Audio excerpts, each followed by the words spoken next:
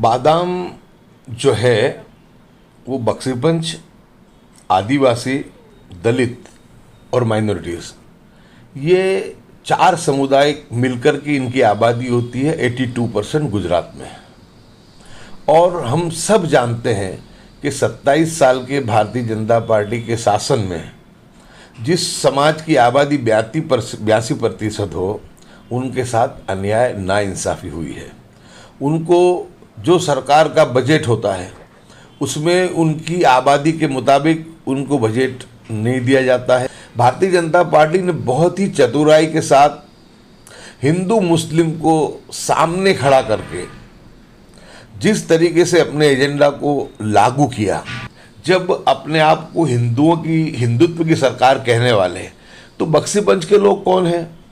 ज़्यादातर उसमें जो है हिंदू समाज के, बहुत माइनर तुम देखो तो उसमें मुस्लिम समाज के लोग आते हैं। दलित कौन है? दलित भी सभी के सभी हिंदू समाज को उसमें आस्था रखते हैं। आदिवासी को आप गिन लो तो आदिवासी भी है।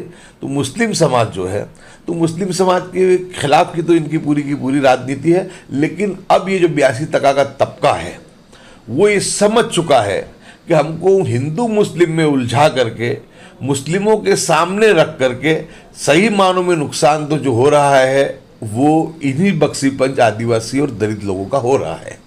तो अब उनको ये एहसास होने लगा है कि जिस ढंग से ये जो उल्टे चश्मे जो इनको पहनाए गए थे उस चीज़ को समझा है।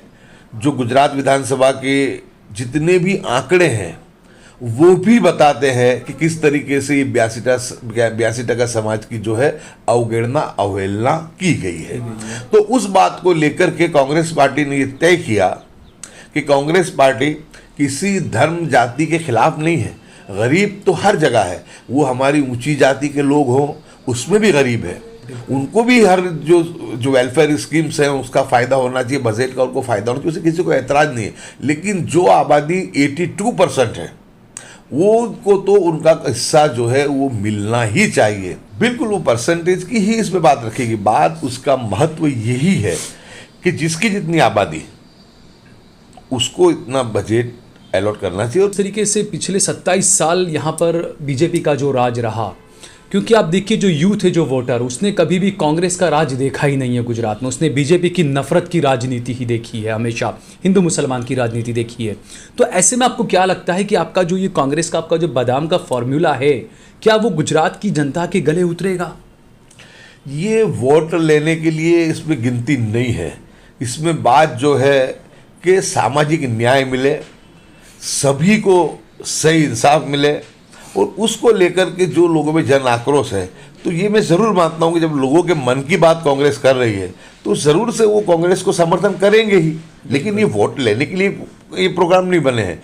ये जो 27 साल की जो इनकी एंटी इनकम्बेंसी है, शासन को गरीबों ने, पछातों ने, आदिवासी मुस्लिम ने देखा है, तो आज उनके अंदर की भावना है उसको उजागर करने का काम विरोध पक्ष का है और विरोध पक्ष उस काम को कर रहा है। आप देख रहे हैं देश लाइव, देश की आवाज। मैं सहल कुरैशी। गुजरात चुनाव बिल्कुल सर पर हैं। हर पार्टी अपनी अपनी तरफ से गुजरात चुनाव को लेकर अपनी अपनी गोटियां सेट करने में लगी हुई है, क्योंकि गुजरात पर सबकी निगाहें इसलिए भी है क्योंकि प्रधानमंत्री नरेंद्र मोदी गुजरात से आते हैं, गृह मंत्री अमित शाह गुजरात से आते हैं। गुजरात से ही नरेंद्र मोदी बने और देश के सामने गुजरात मॉडल, चाहे हवा भरा हुआ बलून ही था, लेकिन उसको पेश किया। अब कांग्रेस पार्टी पिछली बार जो है महज कुछ 12-15 सीटों से पीछे रह गई थी। एक बार फिर से कांग्रेस पार्टी दमखम के साथ में गुजरात विधानसभा चुनाव 2022 में उतरने की तैयारी कर रही है। पिछले दिनों हमने देखा कि एक प्रेस कॉन्फ्रेंस हुई कांग्रेस पार्टी की तरफ से, जिसमें अमित चावड़ा थे, जिग्नेश मेवाणी थे, हमारे साथ में मौजूद हैं कांग्रेस के दरियापुर के विधायक गयासुद्दीन शेख साहब, वो भी उस प्रेस कॉन्फ्रेंस में थे। और उस प्रेस कॉन्फ्रेंस की ख़ास बात ये थी कि जब माधव सिंह सोलंकी जब गुजरात के मुख्यमंत्री बने थे, उस वक्त वो एक अलग सा अपना एक लेकर आए थे, खाम जिसे कहा गया था, और उसी के नाम पर वो वोट उन्होंने हासिल की। 151 सीटें जो आज तक गुजरात में रिकॉर्ड रहा, जो सीटें उन्होंने हासिल की थी, उसी को थोड़ा सा मॉडिफाई करके अब कांग्रेस पार्टी एक नया फॉर्मूला लेकर आई, खाम के बदले बादाम। बादाम जो है वो बख्शी पंच, जिसे ओबीसी कहा जाता है, बख्शी पंच है, उसके अंदर आदिवासी है, उसके अंदर दलित है, उसके अंदर और माइनॉरिटी के लोग हैं उसके अंदर। तो ये बादाम है। ये बादाम आखिर है क्या, किस तरीके से काम करेगा, क्या है ये चीज़ें, सबके जहन में ये बात है आखिरकार क्या है ये बादाम। तो उसी के लिए हम बात करेंगे गयासुद्दीन शेख साहब से। गयासुद्दीन भाई, बहुत बहुत शुक्रिया कि आपने हमें वक्त दिया।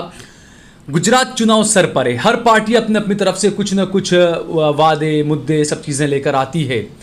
आपकी तरफ से, जो कांग्रेस पार्टी की तरफ से जो बात लाई गई है बादाम, ये आखिर है क्या बादाम? गुजरात की जनता को हम चाहते हैं हमारे दर्शकों के जरिए ये समझाया जाए हमारे चैनल के माध्यम से कि बादाम है क्या आखिर। बादाम जो है वो बक्सीपंच, आदिवासी, दलित और माइनॉरिटीज़, ये 4 समुदाय मिलकर की इनकी आबादी होती है 82% गुजरात में। और हम सब जानते हैं कि 27 साल के भारतीय जनता पार्टी के शासन में जिस समाज की आबादी 82% हो, उनके साथ अन्याय नाइंसाफ़ी हुई है। उनको जो सरकार का बजट होता है उसमें उनकी आबादी के मुताबिक उनको बजट नहीं दिया जाता है। यहाँ तक के जो बोर्ड निगम है, जो बोर्ड निगम, चाहे वो ठाकुर विकास निगम हो, बक्सीपंच विकास निगम हो, घेटाऊन निगम हो, या माइनॉरिटी डिपार्टमेंट हो, या वक्फ बोर्ड हो, या हज कमेटी हो, इसी तरीके से दलित समाज के लिए भी अनुसूचित जाति का बोर्ड है, उसमें भी सिर्फ दाम मात्र के लिए ही जो है ग्रांट दी जाती है। बिल्कुल। और उस बात को लेकर के आज गुजरात के जो 82% लोग हैं उसमें एक आक्रोश भी है और एक गुस्सा भी है। भारतीय जनता पार्टी ने बहुत ही चतुराई के साथ हिंदू मुस्लिम को सामने खड़ा करके जिस तरीके से अपने एजेंडा को लागू किया, और उसमें हम तो ये समझ ही सकते हैं कि उसमें माइनॉरिटी जो है, मुस्लिम समाज है विशेषकर, उसमें उसकी तो इन्होंने उसमें से बात बाकी रखी ही थी, उसकी कमी गिनती ही नहीं रखी थी। लेकिन जब अपने आप को हिंदुत्व की सरकार कहने वाले हैं, तो बक्सीपंच के लोग कौन हैं? ज़्यादातर उसमें जो है हिंदू समाज के, बहुत माइनर तुम देखो तो उसमें मुस्लिम समाज के लोग आते हैं। दलित कौन है? दलित भी सभी के सभी हिंदू समाज को उसमें आस्था रखते हैं। आदिवासी को आप गिन लो तो आदिवासी भी है। तो मुस्लिम समाज जो है, तो मुस्लिम समाज के खिलाफ की तो इनकी पूरी की पूरी राजनीति है। लेकिन अब ये जो 82% का तबका है वो ये समझ चुका है कि हमको हिंदू मुस्लिम में उलझा करके, मुस्लिमों के सामने रख करके सही मानों में नुकसान तो जो हो रहा है वो इन्हीं बक्सीपंच, आदिवासी और दलित लोगों का हो रहा है। तो अब उनको ये एहसास होने लगा है कि जिस ढंग से ये जो उल्टे चश्मे जो इनको पहनाए गए थे उस चीज़ को समझा है। जो गुजरात विधानसभा के जितने भी आंकड़े हैं वो भी बताते हैं कि किस तरीके से ये 82% समाज की जो है अवगणना, अवहेलना की गई है। तो उस बात को लेकर के कांग्रेस पार्टी ने ये तय किया कि कांग्रेस पार्टी किसी धर्म जाति के खिलाफ नहीं है।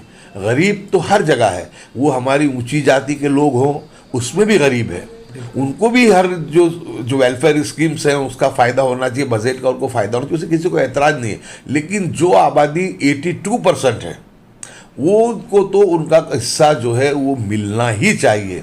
लेकिन अब जब इस बात का कांग्रेस पार्टी को ख्याल आया कि लोगों में जन आक्रोश है, गुस्सा है, गुजरात में से हर तबके के लोगों ने बात के ऊपर तवज्जो देना चाहिए कि जिस ढंग से, जिस तरीके से अनामत को भी ख़त्म करने की कोशिश, जिस तरीके से इन्होंने खानगीकरण किया, प्राइवेटाइजेशन किया, वो अनामत का जो है छेद उड़ाने के लिए इन्होंने काम किया है। बिल्कुल। अब उन्हें पता चलने लगा है। एक वक्त था कि कांग्रेस पार्टी के अंदर अमर सिंह चौधरी हो, मनु भाई परमार हो, चाहे मकवाना जी हो, तो इनकी तूती बोलती थी कि कोई बात को अपने रख सकते थे। आज परिस्थिति ऐसी है भारतीय जनता पार्टी में कि गरीब पछात जो विधायक हैं वो अपनी आवाज़ भी नहीं उठा सकते, अपनी आवाज़ को सुनवाई भी नहीं है। तो इन बातों को लेकर के समान तक मिले, सामाजिक न्याय मिले और सबको अपनी जितनी जिसकी जनसंख्या इतनी उसकी, जो यानी कि इसका हिस्सेदारी उसको मतलब मिले। जो जिस तरीके से पाटीदारों का आंदोलन हुआ रिजर्वेशन को लेकर और भी जो मांगे उठती थी कि धर्म के नाम पर रिजर्वेशन नहीं होगा, तो ये बीच का एक अच्छा फॉर्मूला ने कांग्रेस पार्टी ने निकाला कि जिसका जितना परसेंटेज है उस मुताबिक उसका जो भी सरकारी जो मिलता है तमाम चीज़ों में जो ग्रांट वगैरह जो दिया तो उसका परसेंटेज के मुताबिक दिया जाए। बिल्कुल वो परसेंटेज की ही इसमें बात रखेगी। बात उसका महत्व यही है कि जिसकी जितनी आबादी उसको इतना बजट अलॉट करना चाहिए। और कांग्रेस पार्टी 2022 में जब सरकार बनाएगी तो कांग्रेस पार्टी का वादा भी ये है कि पहले तो सबसे पहले जाति जो जनगणना है उसका पहले तो यानी उसका जो सर्वे किया जाएगा उसकी गिनती की जाएगी और उसके बाद हर जगह पे अनामत में कहीं किसी को प्रॉब्लम नहीं हो। जितने बजट है बोर्ड निगम है सरकार का जो वार्षिक बजट है उसके अंदर भी उनकी जनसंख्या के आधार पर उनको मिले तो उसके बारे में वादा भी किया जाएगा। और 2022 में जब सरकार आएगी तो उसके लिए जो अमल भी करेगी। अब मैं आपको कहूँ बोलिए आप कि माइनॉरिटी समाज की आपको मैं बात करूँ कि माइनॉरिटी समाज की 9.75% आबादी है इस गुजरात में, लेकिन कहीं भी अलग से कोई बात हमारे लिए बजट में कभी भी इसमें जोगवाई नहीं रखी गई।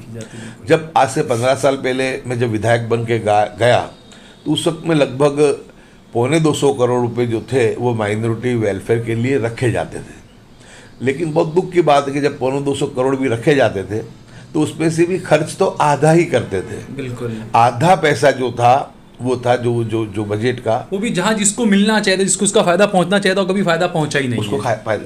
लेकिन धीमे धीमे वो 175 करोड़ से घटाते घटाते आज जब ये 2022-23 का बजट आया उसमें मुसलमानों के वेलफेयर के लिए सिर्फ 65 करोड़ रुपए ही रखे गए। और 65 करोड़ तो रखे, जो बोर्ड निगम है आज तक वक्फ बोर्ड को एक भी रुपया ग्रांट सरकार ने नहीं दिया है। अच्छा। हज कमेटी के लिए तो उन्होंने कुछ अलग से कोई जुगवाई रखी ही नहीं यानी है। ये सिर्फ नारा है सबका साथ सबका विकास सबका विश्वास, ये साबित हो रहा है गुजरात में। साबित हो रहा है। यहाँ तक कि जो हज पढ़ने वाले जो हाजी थे उनको जो सब्सिडी दी जाती थी उसको भी बंद कर दिया गया। बिल्कुल।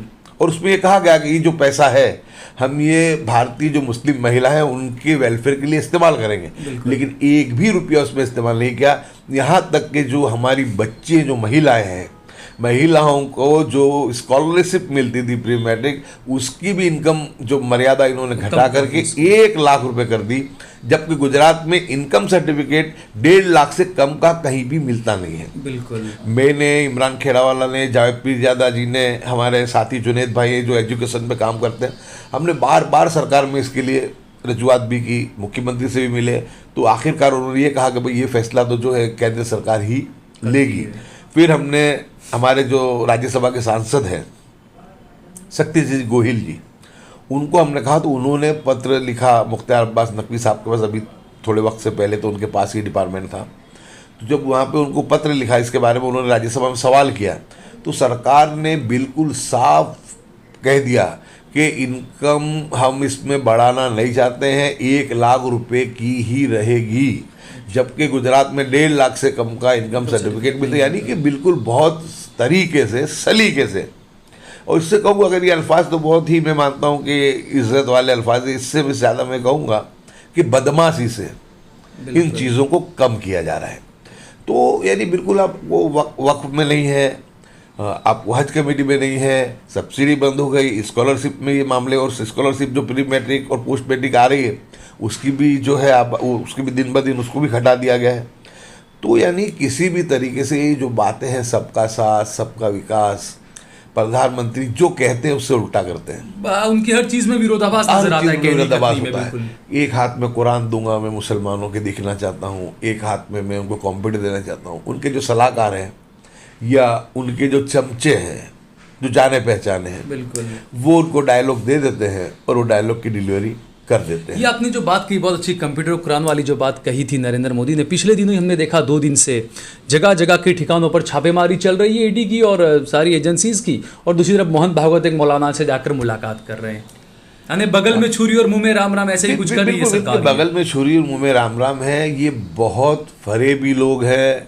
मैं खुल कर के कहूँ तो यहूदी जिस तरीके से पूरी दुनिया के अंदर लोगों को किस तरीके से उनका शोषण किया जाए उसकी स्ट्रेटेजी बनाने में मास्टर हैं।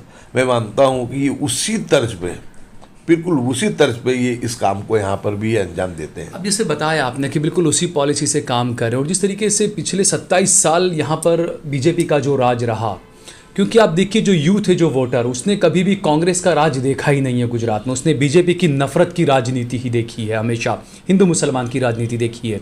तो ऐसे में आपको क्या लगता है कि आपका जो ये कांग्रेस का आपका जो बादाम का फॉर्मूला है, क्या वो गुजरात की जनता के गले उतरेगा? ये वोट लेने के लिए इसमें गिनती नहीं है। इसमें बात जो है कि सामाजिक न्याय मिले, सभी को सही इंसाफ मिले, और उसको लेकर के जो लोगों में जन आक्रोश है, तो ये मैं ज़रूर मानता हूँ कि जब लोगों के मन की बात कांग्रेस कर रही है तो ज़रूर से वो कांग्रेस को समर्थन करेंगे ही। लेकिन ये वोट लेने के लिए ये प्रोग्राम नहीं बने हैं। ये जो 27 साल की जो इनकी एंटी इनकम्बेंसी है, शासन को गरीबों ने, पछातों ने, आदिवासी मुस्लिम ने देखा है, तो आज उनके अंदर की भावना है, उसको उजागर करने का काम विरोध पक्ष का है, और विरोध पक्ष उस काम को कर रहा है। अच्छा, दूसरा, गुजरात चुनाव जो है, आम आदमी पार्टी अपनी पूरी ताकत लगा रही है। असदुद्दीन ओवैसी साहब भी आज गुजरात के दौरे पर हैं। जिस तरीके से चुनाव जैसे जैसे आगे बढ़ रहा है, और जिस तरीके से देश का माहौल जो हिंदू मुसलमान की तरफ एक तरफ ले जाया जा रहा है, आपको क्या लगता है कांग्रेस पार्टी बादाम के जरिए सत्ता सुख हासिल कर पाएगी? मैंने आपसे साल भाई अभी भी कहा कि ये वोटों की गिनती इसमें नहीं है। अगर तुम सही बात करते हो, लोगों के सही मुद्दों को उठाते हो, तो लोग खुद ब खुद वो वोट देते हैं। ये वोटों की राजनीति नहीं है, ये समाज को न्याय देना नहीं। पहले भी हमने देखा कि जब तक कांग्रेस का जो आखिरी शासन जो चला, जब माधव सिंह सोलंकी साहब की जब सरकार थी यहाँ पे, तो सभी का साथ में लेकर के उन्होंने काम किया। और वो वक्त भी था कि 151 सीटें जो थी वो गुजरात में जीत करके आई थी। ये वही समाज है जो बादाम की जो बात हो रही है, पूरी ताकत लगाकर भी इतनी सीटें हासिल नहीं कर पाए थे। वो ये इतनी सीटें हासिल नहीं कर पाए थे। उसी चीज को तोड़ने के लिए भारतीय जनता पार्टी ने हिंदुत्व की राजनीति की। मैं कहना चाहता हूं कि इसमें मुस्लिम समाज तो ना पहले बहुत कुछ सुखी था, ना आज बहुत कुछ सुखी है। भाजपा नहीं थी, जब भी अपनी मेहनत से कोशिश करता था, मेहनत करता था, कमाता था, खाता था। आज भी वही सिचुएशन है। अगर इस सिचुएशन में अगर किसी को जो नुकसान हुआ है तो वो ओबीसी, दलित और आदिवासी को हुआ है। हिंदुत्व के नाम पर उनको झुंझुना ही थमाया है सरकार ने हमेशा। उन्होंने हमेशा, बस ये गुजरात की बात करूँ कि 10% मुस्लिम के सामने 90% हिंदू समाज के लोगों को एकजुट करके हिंदुत्व का जो एक शोषण किया है उनका। और अब वो चीज़, शोषण की जो चीज़ है, वो लोगों को समझ में आने लगी है। ये जब माधव सिंह भाई थे उस वक्त की मैं आपको बात करूं, तो उस वक्त में 17 मुस्लिम कैंडिडेट को टिकट दी गई थी। उसमें से 12 कैंडिडेट जो नुमाइंदे थे वो विधायक चुन करके आए थे। लास्ट हमारे गुजरात में 12 थे। अब उस संख्या आप देखो तो घटते घटते अब आखिर में 3 सीटों पे आके यानी सिमट गई है। उसके पीछे का जो कारण है, वो कारण यही है कि इन्होंने हिंदू मुस्लिम की राजनीति खड़ी की। नुकसान तो सियासी तौर पे हमको किया, दूसरा आर्थिक तौर पे ये बहुत नुकसान नहीं कर पाए, क्योंकि हमको कोई बहुत वेलफेयर स्कीमों के लाभ ना पहले मिल गए, ना अभी मिल रहे, ना आइंदा कल की बात है।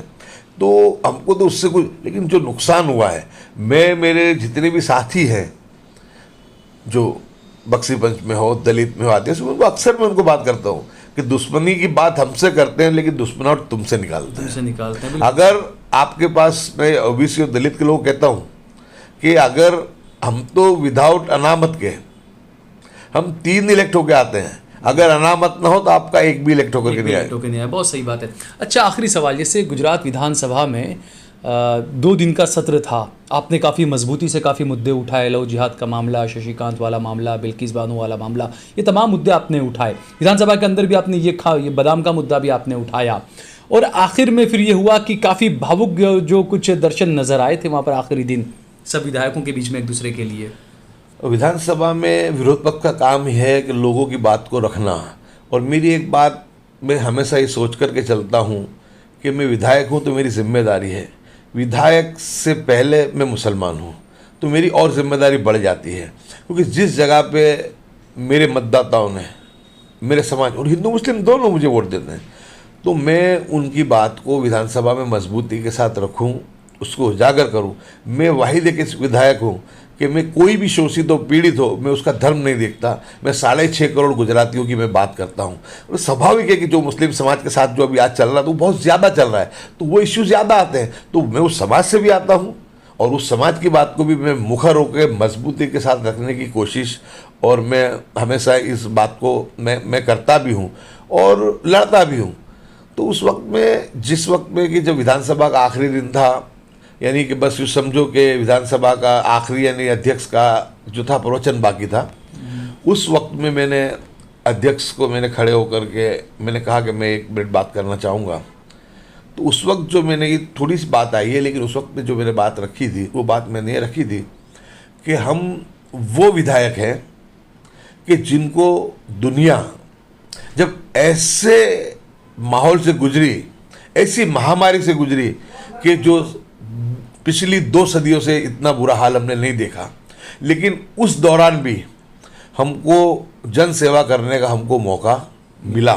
और वो खुश नसीब है लोग कि जिन्होंने ऐसे वक्त में अगर जिन्होंने सेवा की, कुछ तो विधायक ऐसे तो कि जो छुप गए थे, बाहर भी नहीं आए थे, लेकिन जिन लोगों ने अपने जान की परवाह किए बगैर, मैंने जिस वक्त में इसके अंदर कोरोना में काम किया, पहले क्योंकि पहले ही जो था अपना सिटी वाला एरिया था वो इसमें डिस्टर्ब हुआ था, तो उसमें भी हमने बहुत निकल के काम किया, मजबूती से जान की परवाह नहीं की।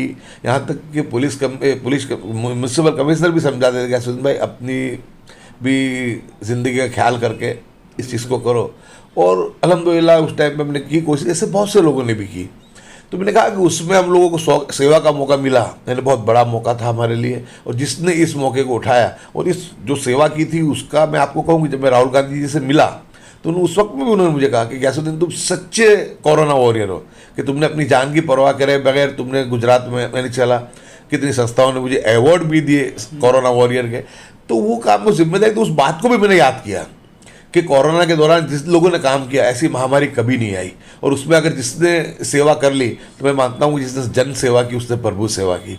लेकिन मैंने आखिर में कहा कि विधानसभा है, अपनी अपनी सोच है, अपनी अपनी विचारधारा है, लड़ाई तो होती रहती है, लड़ाई तो कल भी होगी, आज भी हुई है, कल भी होगी, लेकिन जब विधानसभा का आखिरी दिन है तो शायद इसमें से बहुत कम लोग जो हैं वो पीछे वापस से, क्योंकि मुझे पिछले 3 विधानसभा का अनुभव है, ये लगभग 50% के करीब लोग बदल जाते हैं, उसकी जगह नए आ जाते हैं। तो मैंने उस वक्त कहा कि 5 साल हमने साथ में गुजारे, अगर मेरे बोलने से, मेरे कोई बात से आप लोगों के दिल को ठेस पहुंची हो तो मैं उसके लिए आपसे क्षमा याचना चाहता हूं, मैं माफ़ी चाहता हूं। साथ साथ मैंने ये भी कहा कि आने वाले दिन में मुझे पता नहीं है कि हमारी मुलाकात विधानसभा में होगी या कहीं किसी प्रोग्राम में रोड पे होगी।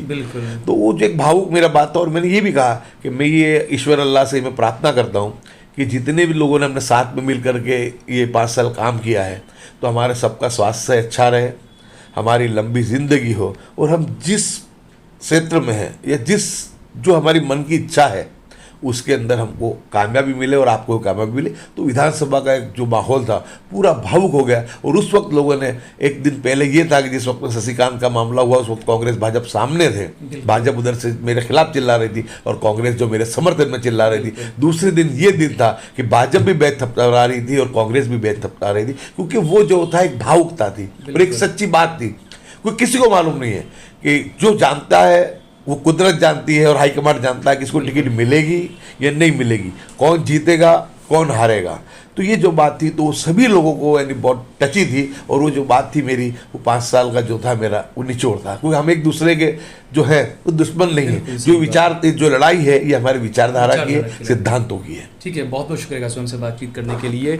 तो बिल्कुल जिस तरीके से यह हकीकत है, हर नेता को इस बारे में सोचना चाहिए कि मतभेद हो सकते हैं राजनीति में, लेकिन मनभेद नहीं होने चाहिए।